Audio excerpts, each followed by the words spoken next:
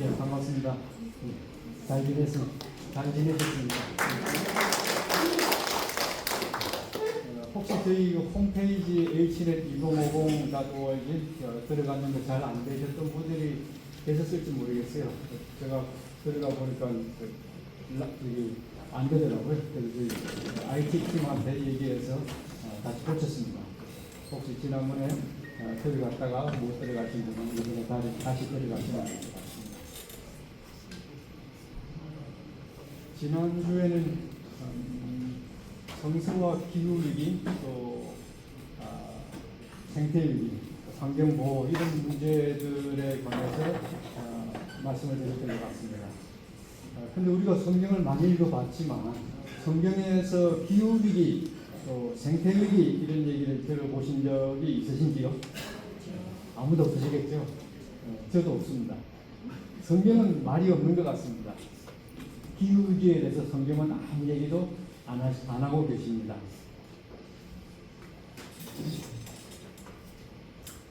그래서 저는 성경은 하나의 스마트폰 같다고 생각을 해봅니다. 그러니까 지금 우리 여기 계신 분들도 스마트폰을 능수능란하게 다루는 데는 조금 어려움이 있으실 거예요. 근데 만약에 20년 전에 우리에게 스마트폰이 주어졌다. 그러면 앞에 락을 걸 줄도 몰랐을 거예요. 그죠? 30년 전, 40년 전에는 스마트폰으로 인터넷을 한다는 것 자체도 머릿속에 전혀 없었어요. 성경은 이렇게 락이 걸려있는 스마트폰 같다. 이런 생각을 해봅니다. 그래서 2000년 전에 그 당시 사람들에게 지금의 스마트폰을 줬을 때 아무도 사용하지 못했던 것처럼 2000년 전에 쓰여진 그 성경들은 오늘날 우리 시대를 읽고 해석하는 데는 어떤 패턴으로 비밀번호를 풀어야 됩니다. 우리가 패턴 넣잖아요. 그죠? 뭐 쉽게 뭐 동그라미 그리기도 하고 왔다 갔다 하기도 하는데 그 패턴을 넣든지 비밀번호를 넣든지 해서 그걸 풀어보면 그 속에 기후위기도 있고 그 속에 생태위기도 있고 하나님의 온갖 그 현대에 주시는 이 시대에 주시는 하나님의 메시지들을 발견할 수 있습니다. 그래서 그게 패턴이 뭐냐 하면은 저는 생태 영성, 생태 신앙이 아닐까 생각을 해봅니다.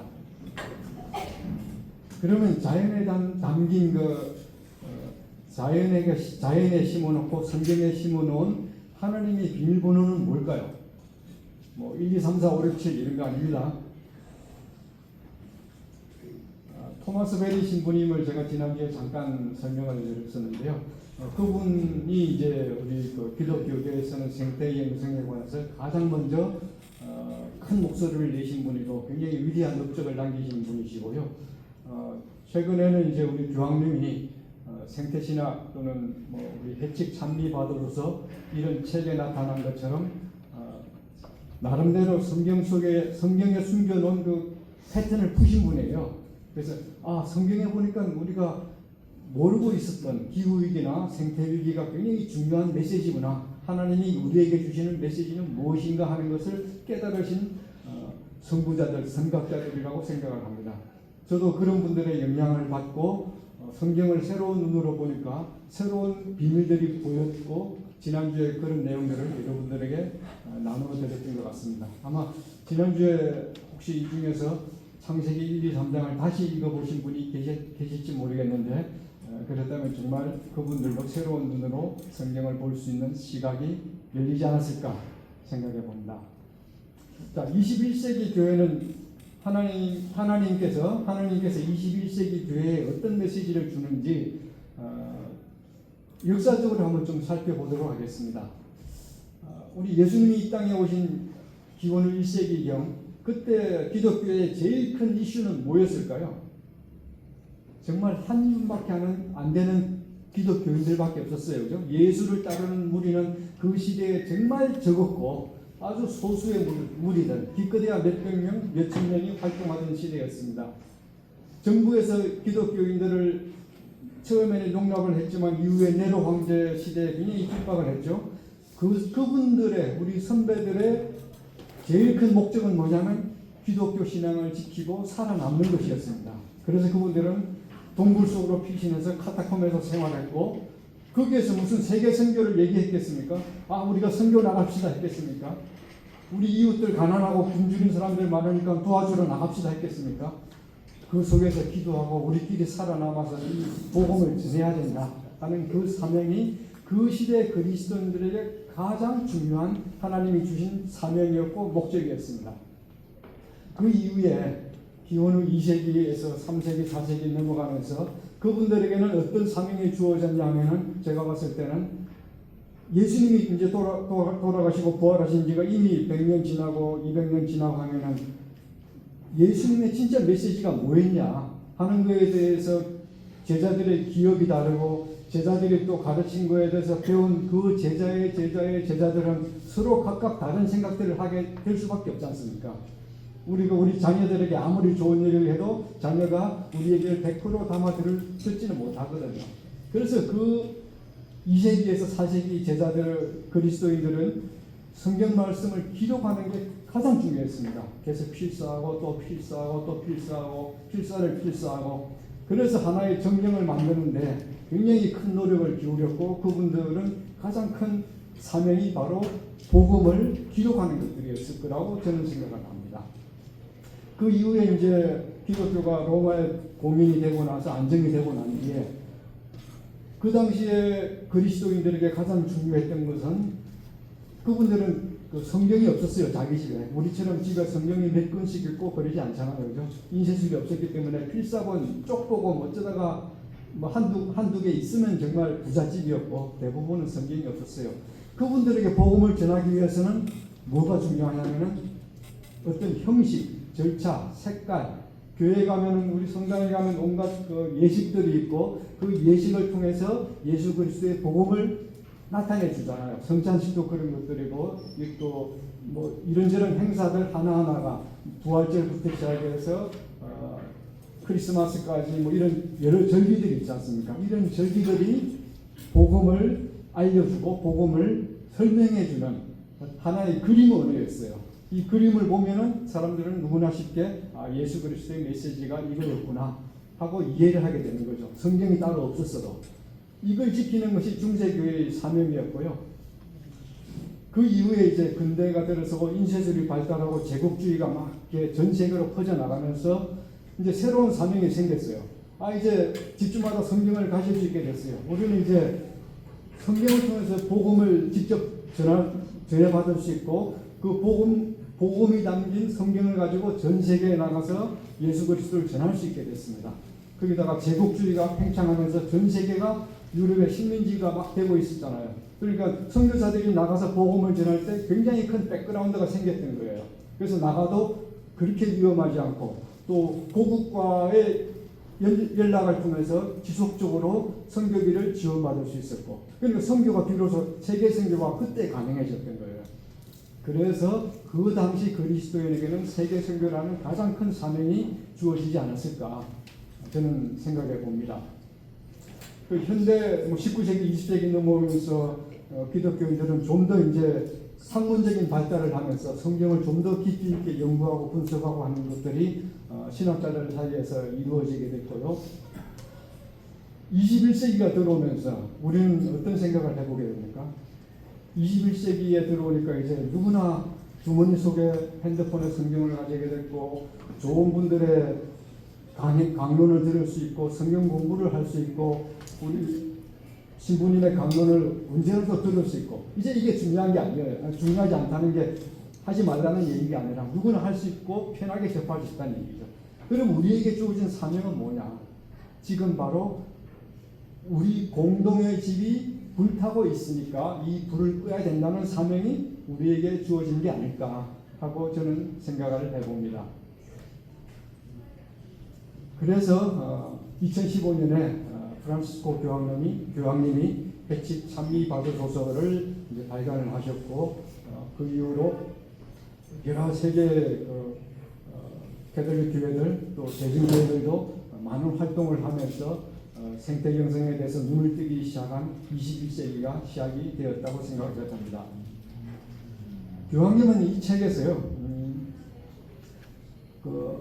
하나님의 말씀이 우리 인간에게만 주어진 것이 아니라는 그런 말씀을 하십니다. 제7일째 안식일에는 사람뿐 아니라 동물들도 쉬어야 됐고요. 그리고 7년째는 땅도 쉬어야 됐습니다. 그죠?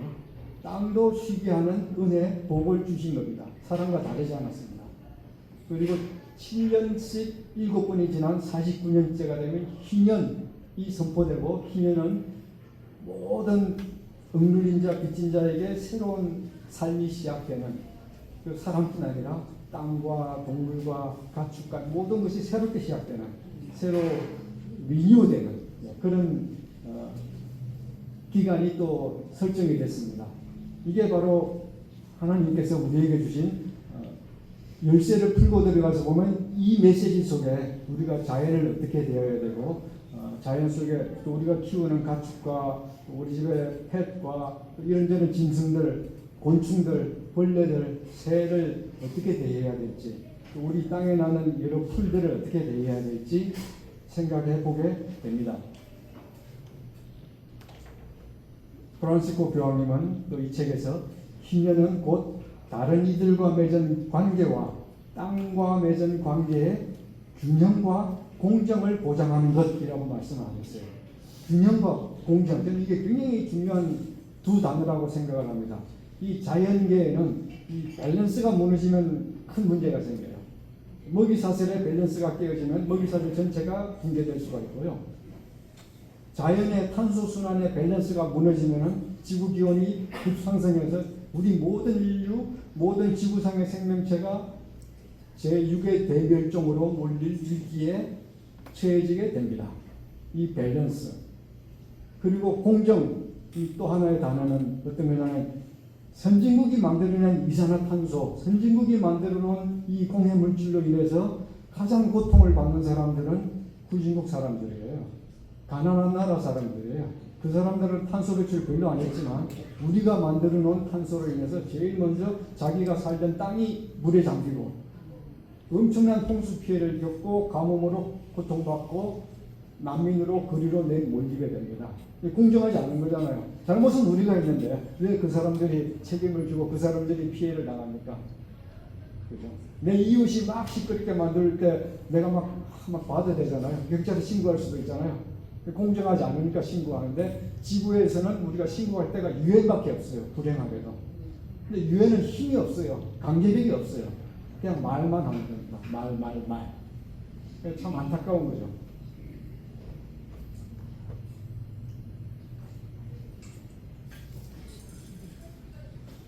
자, 그러면 이제 우리가 살아가는 공동의 집, 여기에 무슨 일이 일어나고 있는지 한번 살펴보도록 하겠습니다.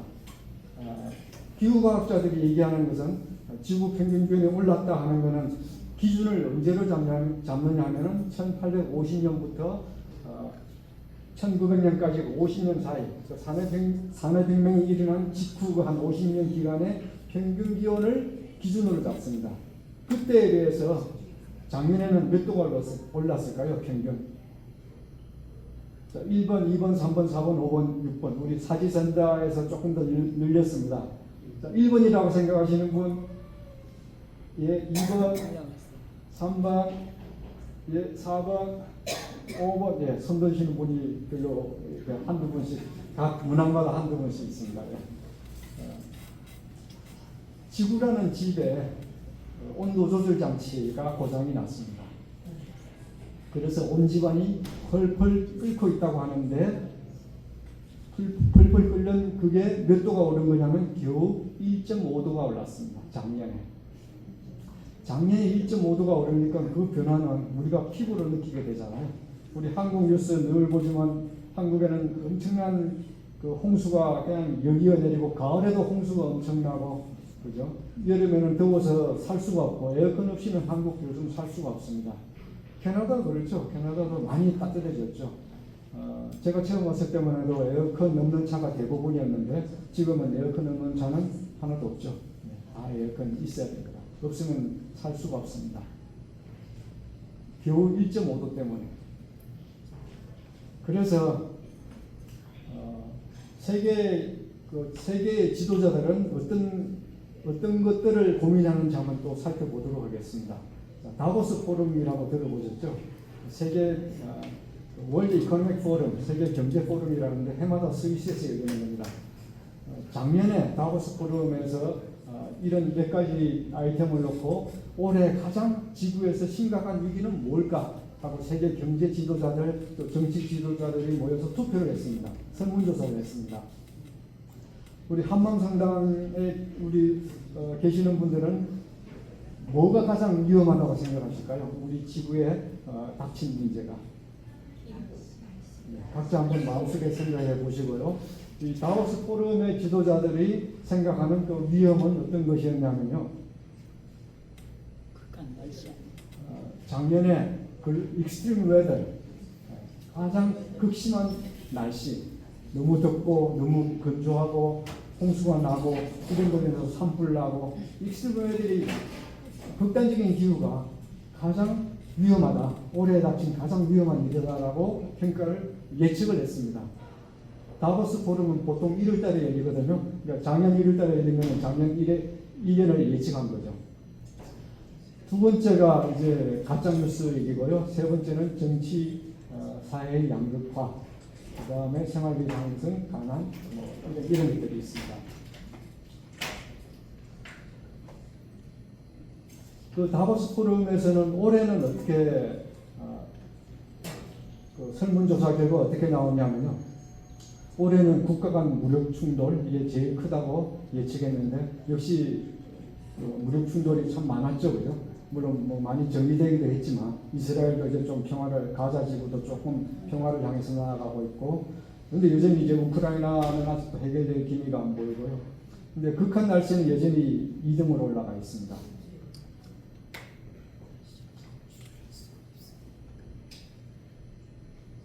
설문조사 내용은 뭐 그냥 시간이 없으니까 패스하도록 하겠습니다.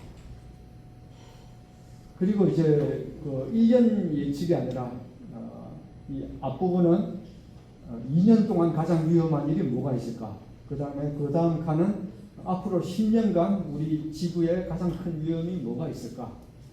내가 생각하는 지구의 위험과 세계의 정치, 경제 지도자들이 생각하는 지구의 위험이 얼마나 다른지 한번 평가해 보셔도 됩니다.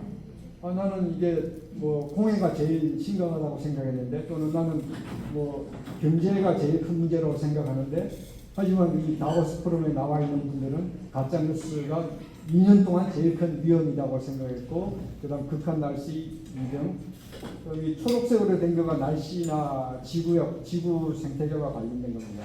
공해가 6번째죠. 그 외에 다른 것들이 있고요. 근데 롱텀으로 봤을 때 10년간으로 봤을 때는 1, 2, 3, 4가 전부 날씨와 관련된 거예요.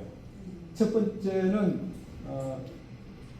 익스트림 웨더 이벤트, 제가 가짜뉴스라고 번역을 잘못했네요. 네. 아주 극심한 기후 위기. 두 번째는 생태계 붕괴. 세 번째는 지구의 시스템, 이코시스템이 붕괴된다. 그다음 네 번째는 지구의 지하 자원이나 자원이 부족해진다. 이게 네 번이고, 10번째가 이제 폴루션, 공해 문제입니다. 그러니까 10가지 문제 중에서 5가지가 우리가 쓰는 지구의 생태 시스템, 자연 리소스에 관한 우려가 세계 지도자들은 정말 큰 우려를 하고 있는 부분입니다. 우리가 지구를 생각할 때 느끼는 그 우려와 조금 차이가 있을 수도 있을 겁니다.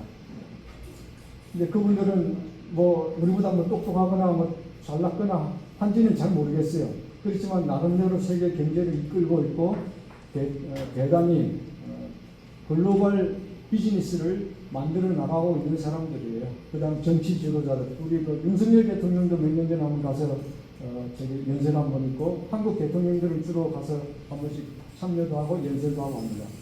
이런 분들이 우려하는 게 이런 것들이에요.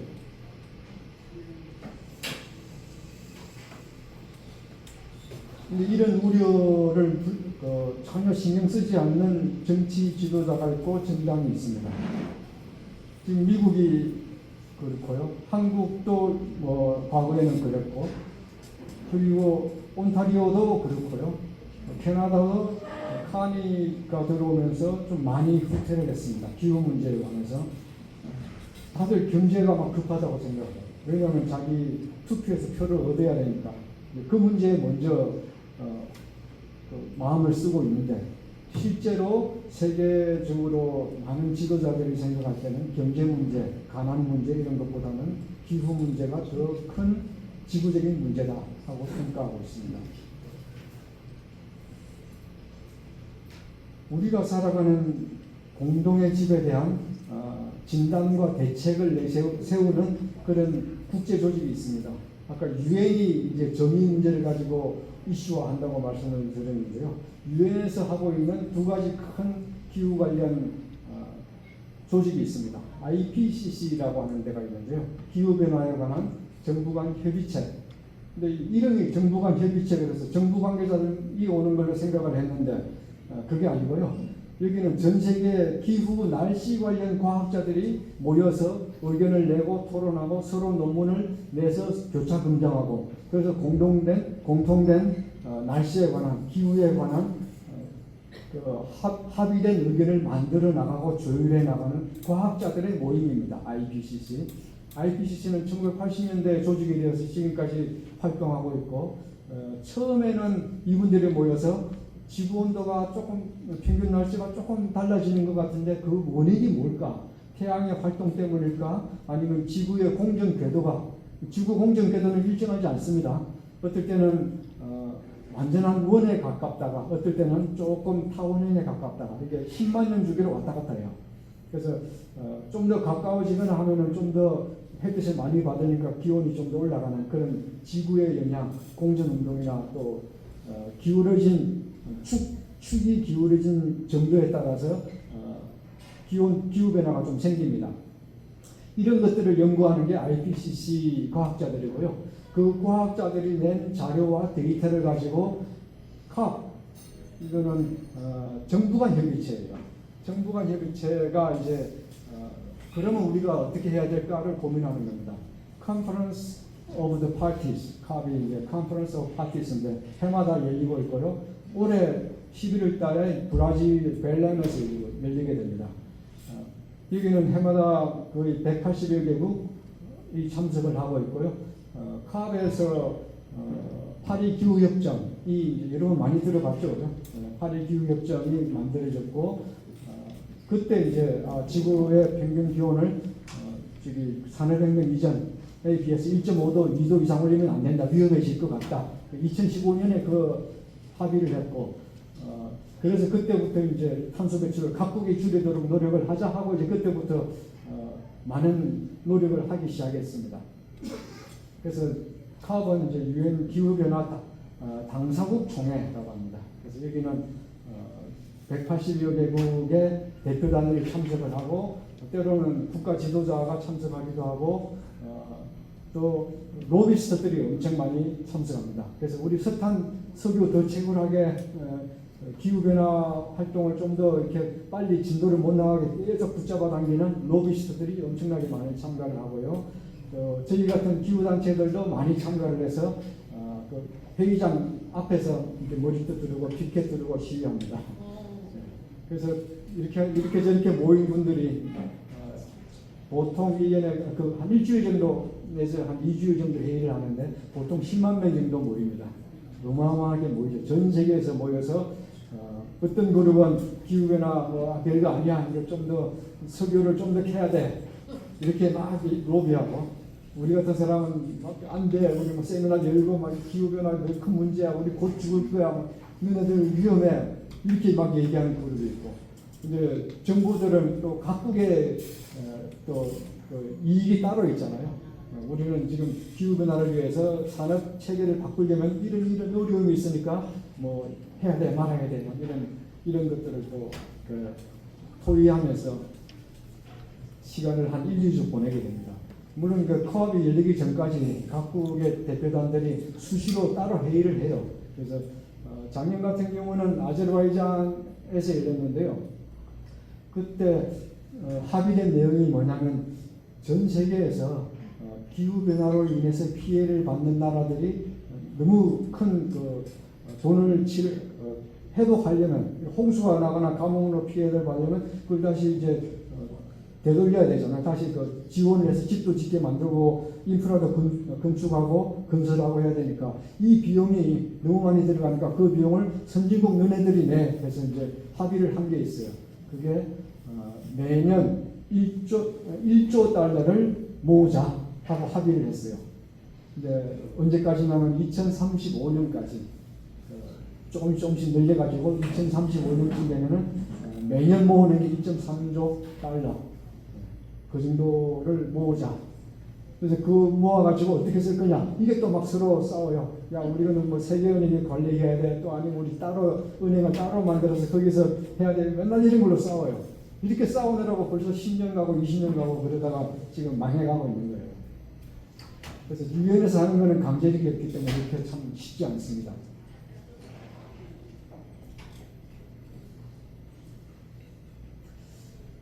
이거는 이제 그 기후변화를 연구하는 과학자들이 내는 데이터인데요. 미국 메인 대학교에서 만든 메이 업데이트라고 있어요. 여기서 1960년대부터 시작해서 지금까지 온도 변화, 매일의 온도 변화를 그래프로 만든 거예요. 여기 그 까만색이 보이죠? 이게 이제 예전의 온도 변화고요.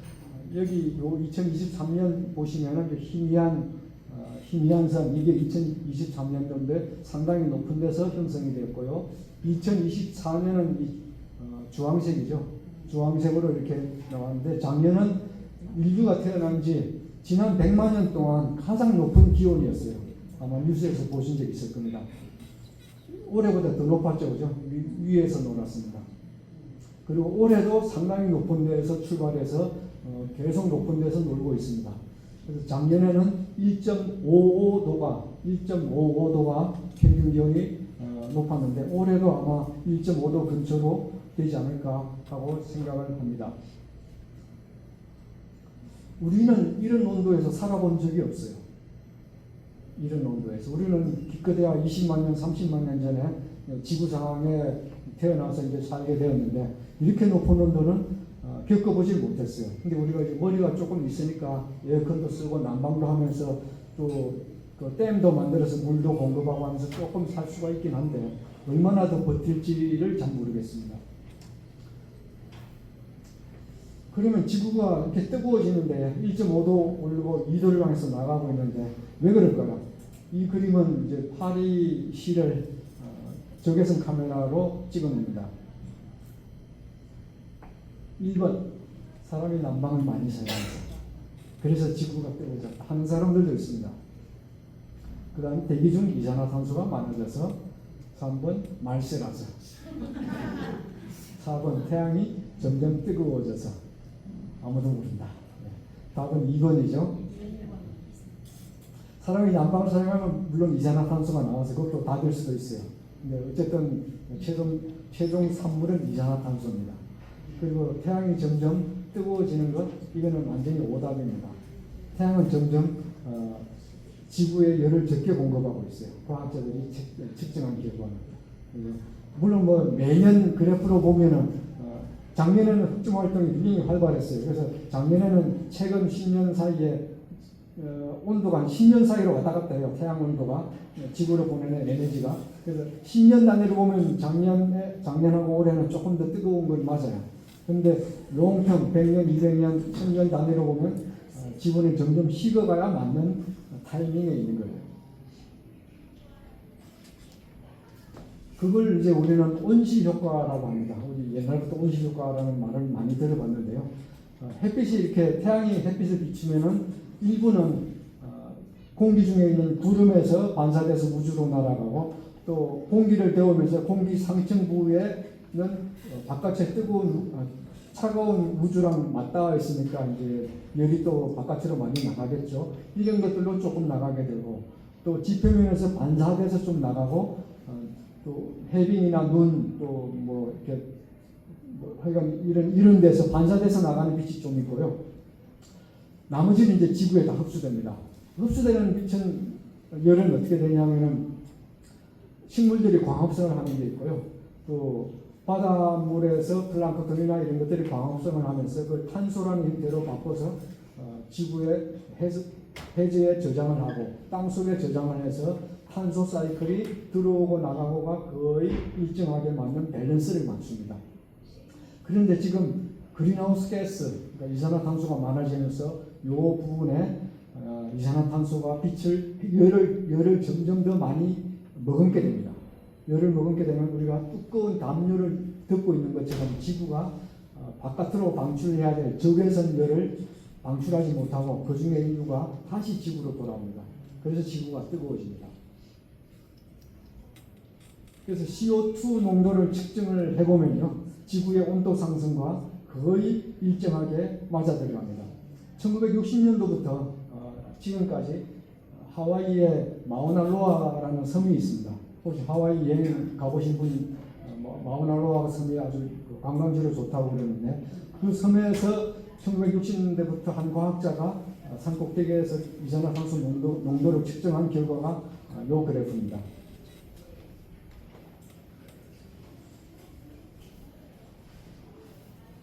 이 그래프에서 이제 2020년 이 부분만 좀 확대해서 보면요, 2020년부터 2025년까지 이렇게 쭉 농도가 올라갔다 내려갔다 합니다. 올라갈 때는 겨울이고요, 내려갈 때는 여름입니다. 여름에는 밭에 가면은 작물들이 많이 심겨져 있잖아요. 그러니까 이산화탄소가 많이 흡수가 돼요. 밭작물로부터. 또 가을에 낙엽이 떨어졌다가 이제 새순이 독하면 그 잎들이 또 이산화탄소를 흡수를 합니다. 그래서 여름에는 떨어지고 겨울에는 올라가고, 지금은 이제 올라가는 타이밍이에요. 농도가 점점 높아져서 오늘 현재 424.93 ppm인데요. 이거는 산업혁명 이전에 280 ppm이었어요. part per million. 공기 분자 100만 개 중에서 424개가 이산화탄소 분자가 하는 겁니다. 거의 1.5배 많아졌죠. 근데 기온은 1.5배 높아지진 않았습니다. 그러나 기온이 높아지면 좀 더 지금부터 우리가 이산화탄소 배출을 전혀 안 한다고 해도 기온은 점점 계속 올라갈 거예요. 이미 우리가 배출한 이산화탄소가 이불을 덮고 있는데, 이불 속에 들어가면 바로 따뜻해지는 게 아니라 시간이 지날수록 점점 따뜻해지잖아요. 지구도 그래요. 그래서 점점 따뜻해질 겁니다. 이산화탄소 증가율이 해마다 1960년대에는 0.8 ppm, 1년에 0.8 ppm 증가했는데 2011년에서 20년도 10년을 평균내면 2.4 ppm 증가했고요. 작년에는 무려 3.5 ppm 증가했습니다. 엄청나게 빠른 속도로 증가하고 있습니다.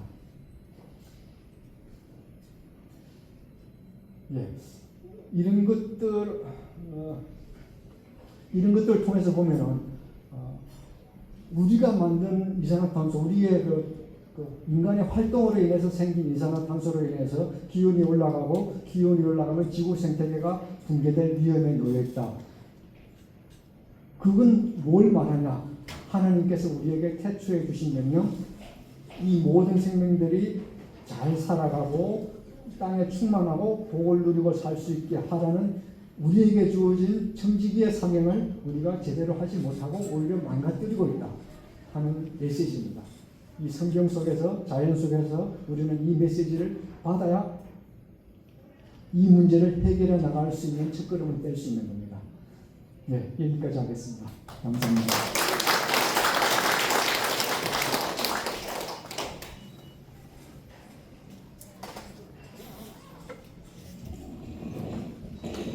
잘 들으셨어요? 너무 이렇게 훌륭한 강의를 저는 또 생태교육을 한국에서 많이 듣고 교육받고 있었는데요. 또 성경학에서도 이렇게 잘 추려가지고 해주시니까 너무 많이 와닿고 또 많이 성찰하게 되는 것 같아요. 저희들이 온도가 우리 체온이 36.5도인데 0.5 37도로 돼도 머리 아프고 온몸이 아프잖아요. 해일제 먹어야 되는데 지구가 아프면은 무슨 약을 먹어야 되나 이런 생각을 해봤습니다. 그래서 우리는 살 만큼 그래도 좀 살았는데 우리 후손들, 우리 미래의 우리 자녀들을 위해서 우리가 정말 더 아끼고 또 이산화탄소, 여기는 전부 이산화탄소